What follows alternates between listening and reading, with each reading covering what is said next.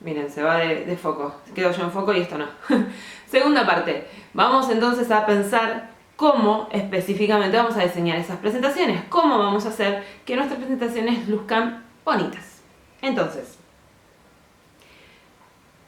por supuesto que el diseño importa, ¿sí? El diseño importa y muchísimo. Nos permite pensar en esas ideas y que estas ideas se transmitan en una presentación. Se generan presentaciones que transmiten ideas desde un lugar, si quieren llamarlo de esta manera, y es incómodo quizás el término para pensarlo en un ámbito de educación, pero de una manera un poco más eficiente. Entonces, el diseño por supuesto importa, pero pongamos en claro, el diseño no es lo mismo que la decoración, ¿sí? ¿Por qué? Porque siempre que pensamos en diseño pensamos en ponerle todo. Y entonces de repente tenemos una presentación visual que tiene un puntito acá, una florcita acá, un hermoso, no sé, muñequito acá y algo más.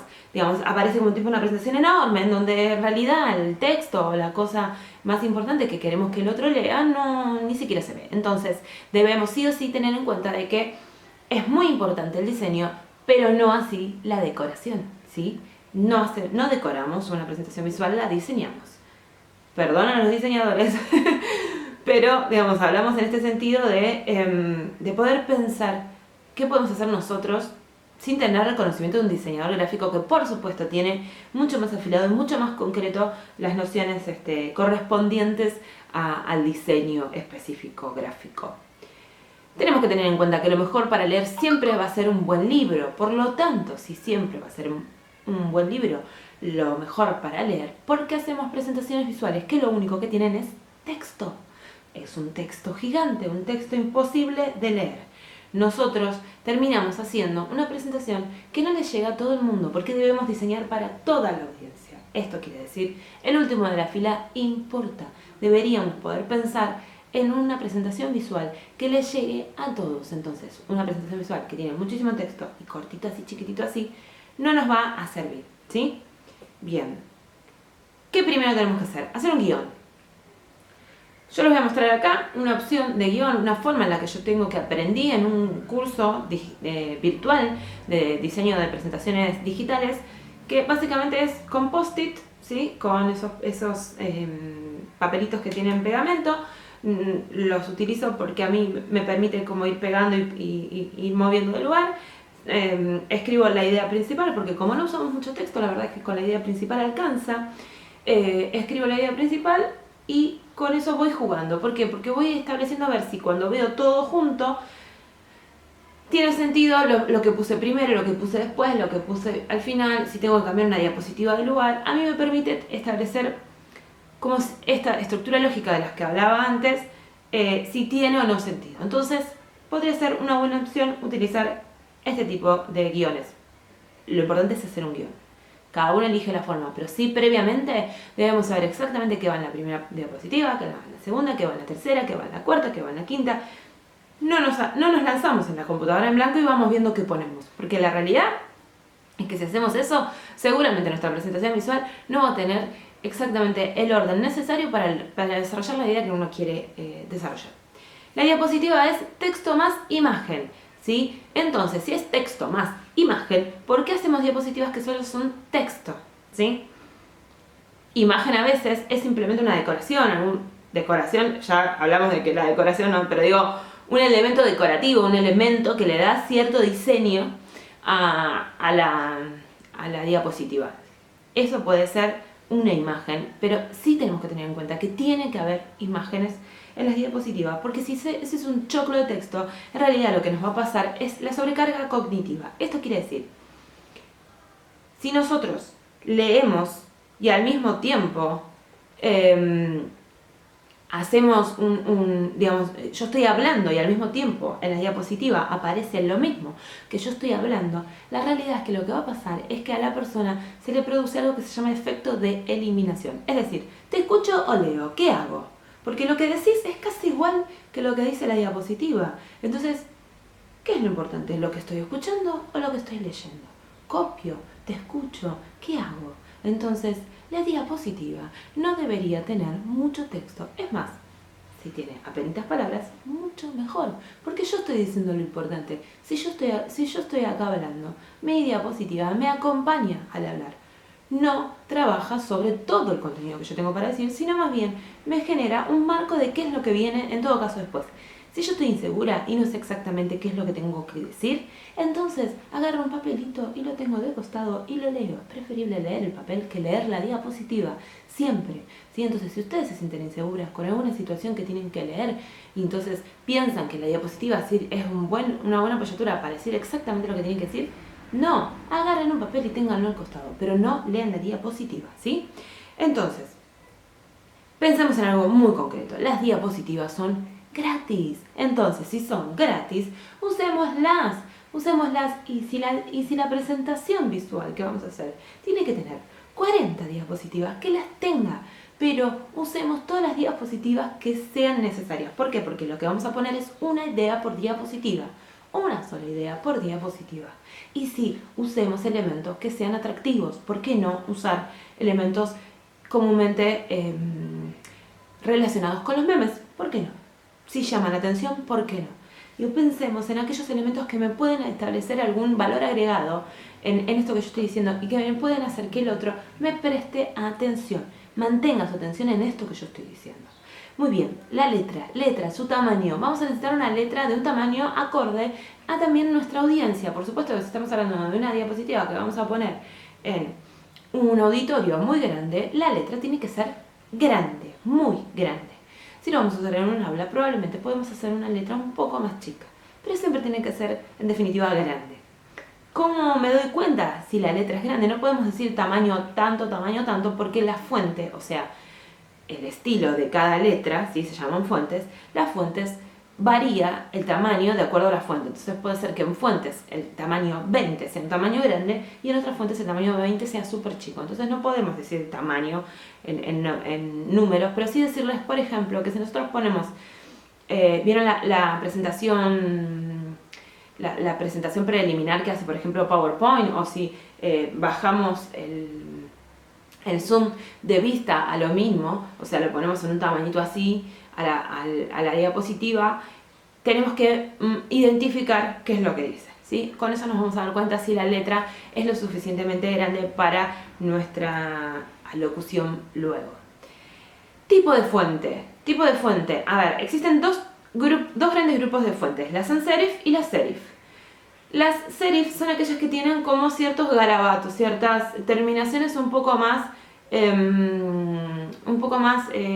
ornamentadas. En cambio, las sans serif son las más duras o las más rectas.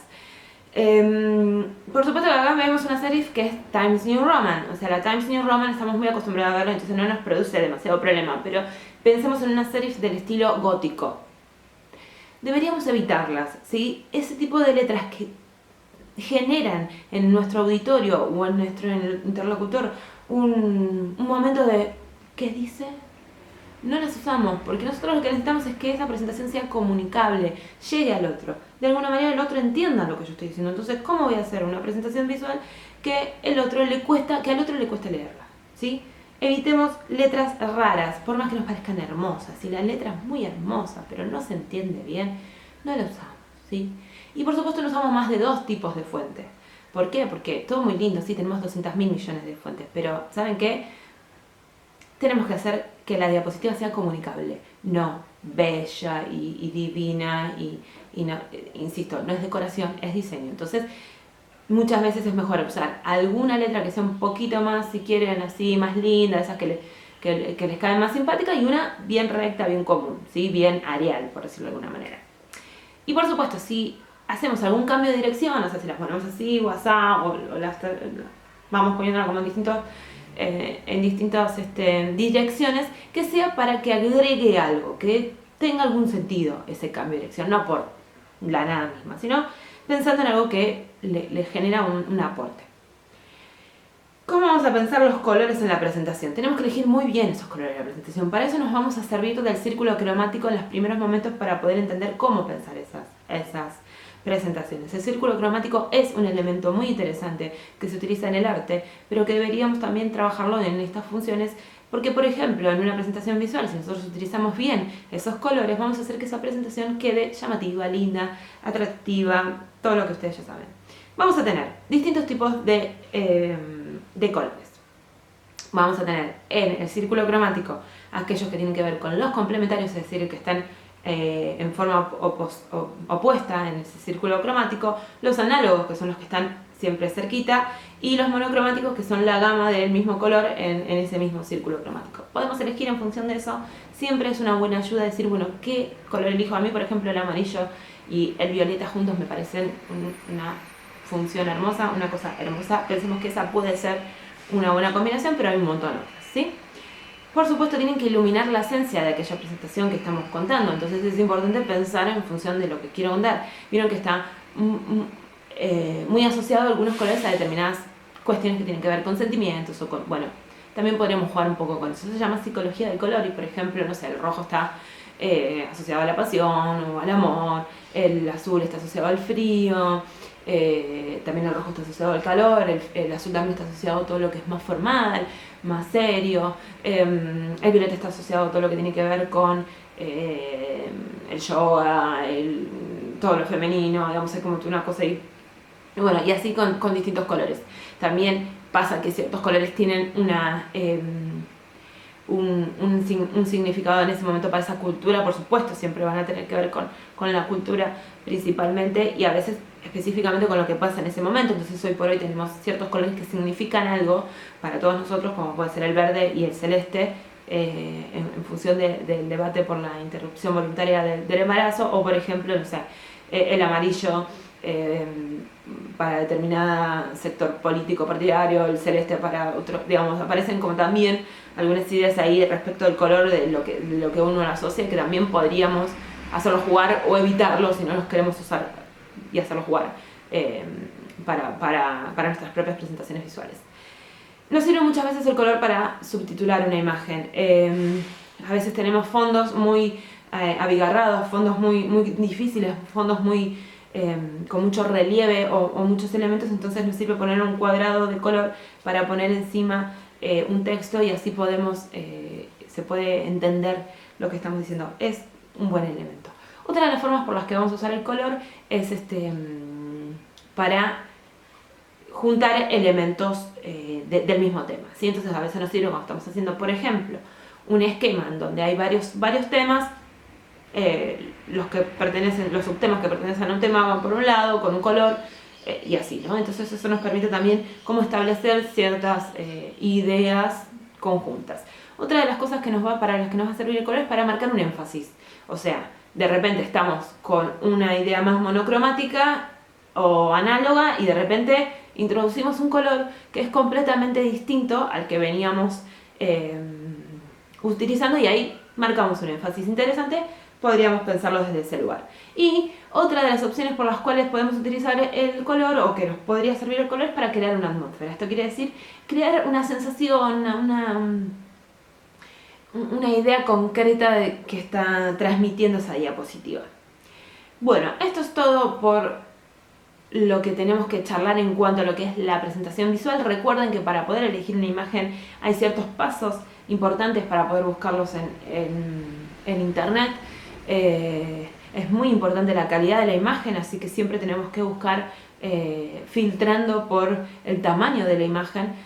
Si vamos a buscarlo en internet, si son propias es mucho más simple. Por supuesto que vamos a usar fotos nítidas, lindas, bien coloreadas. Si no, las vamos a retocar un poco si es posible, pero siempre vamos a cuidar mucho las imágenes que vamos a usar en las presentaciones visuales. Es muy importante ese detalle, no es un detalle menor, es centralmente la diapositiva, cada una de las diapositivas de esa presentación visual, centralmente van a tener a la imagen como gran protagonista y después tendrán ese concepto del cual vamos a estar hablando como apoyatura, pero centralmente la imagen lo que va a hacer es contar a ese concepto. Entonces debemos establecer esa búsqueda primaria de esas imágenes con mucho detalle y mucho cuidado. Así que espero que les haya servido, espero que si tienen alguna duda lo comenten y lo digan. Y así los vamos charlando, puede ser aquí mismo o si nos vemos, cuando nos vemos, si lo estás viendo y no nos vemos, no, pero bueno, esto es material para mis estudiantes. Bueno, nada, Importante tener en cuenta todas estas observaciones y si nos va a llevar tiempo previo, después cuando entramos en la computadora y nos ponemos a hacer la presentación visual, seguramente vamos a tardar nada si hicimos todo esto. Pero todo este proceso previo antes de sentarse en la computadora a armar efectivamente la presentación visual es clave. Empecemos por ahí, después vamos a la computadora y terminamos de armarlo. Gracias, chau, nos vemos.